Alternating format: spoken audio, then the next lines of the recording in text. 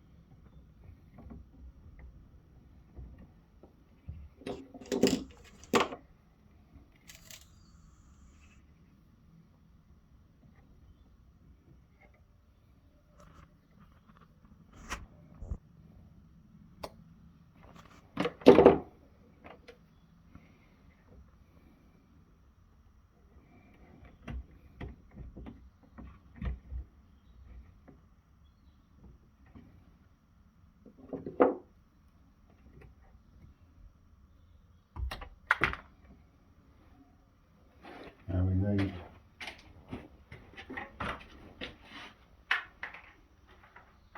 your earth conductor is not as big as the conductors in here. It doesn't need to be.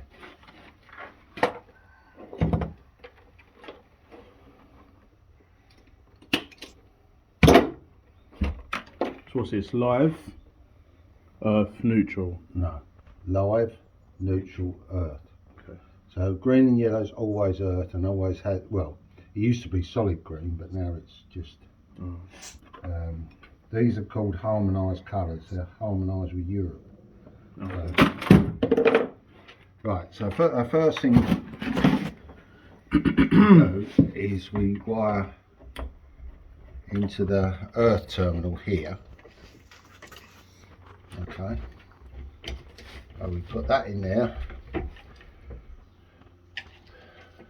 which is just bringing our, we don't really need to do this because it's a plastic box, but if it was a metal box we definitely need to do this. Yeah. And we put another one in, and that's how we earth. You earth the box because with metal ones, because these are exposed metal and that earths them as well.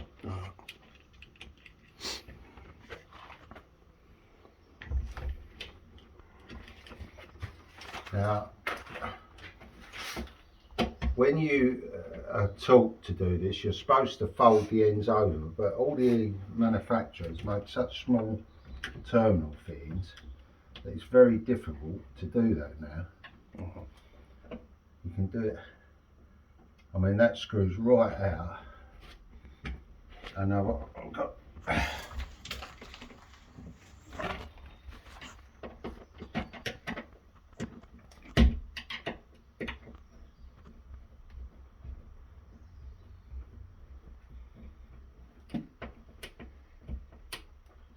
right, every time you do something you tug it, Jacob. It is called the tug test, and that means that it is in there securely. But then we can push that back, and we have to put another bit of sleeving over the top of that.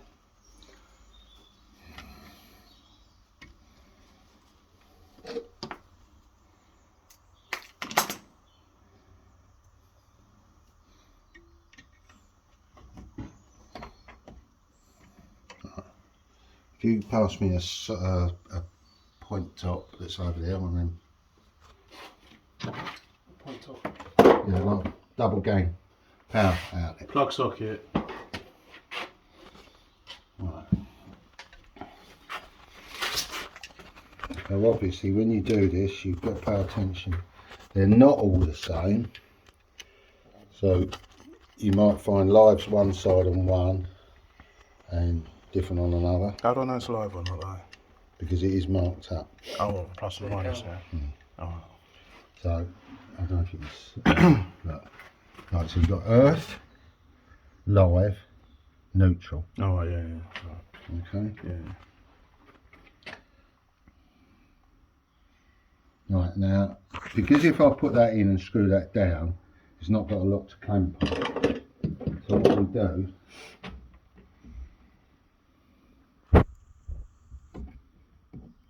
we make this cable a bit thicker than it actually is by, I know we've got another pair of pliers for this. Other pliers.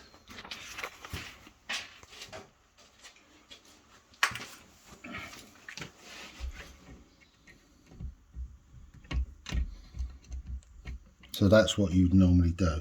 So now when that screws, that's going to screw on 2 rather than 1. So we check again, that's our earth. So that's unscrewed enough for that to go in.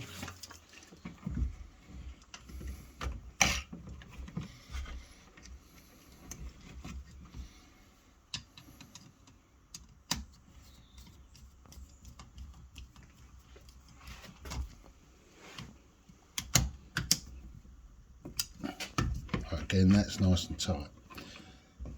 Right, we know this is our live at the top here, and that's our neutral at bottom. So these are too long at the moment, so we're going to cut them off. We won't be able to turn these over because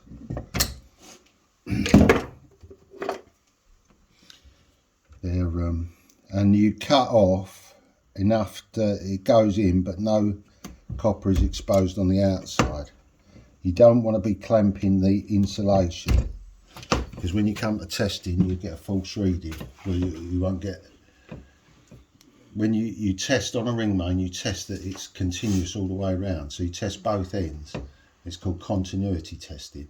If you've got a bit of that insulation clamped down, it may not be touching the copper, so you then have to search around the whole system to find where that is. So basically perfect contact on that then. Yeah. Yeah.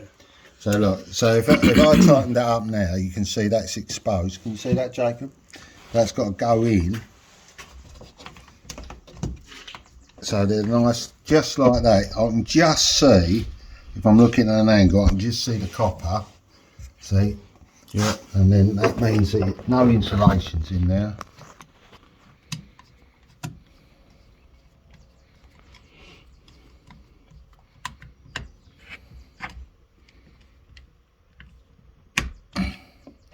And again now, I do the tug test on both cables, and I do the same thing again with these two here. Perfect contact on them two.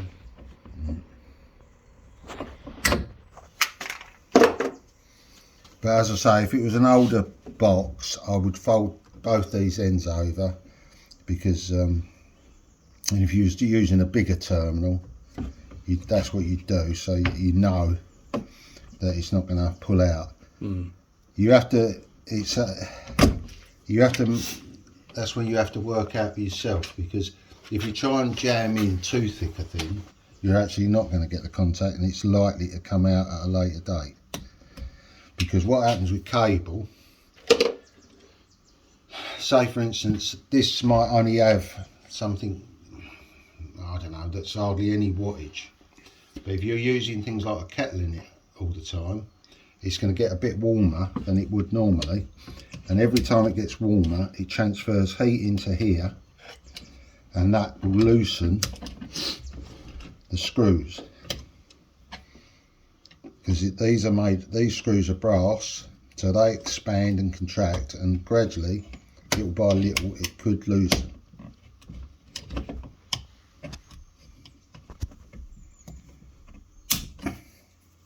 Right, so now they're nice and tight.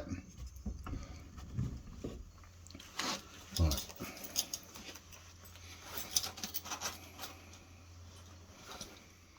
Now, I've got these, but these are far too long, because though they'll go in, and it probably would be alright here because it just goes straight out the back. If we need to shorten these, we pick a length, and these are why you use these combination pliers. These are your heavy duty pliers. They will actually cut that to size, and quite often it's all right, it will screw straight in, but really and truly what you'd be better off doing every time you cut one of them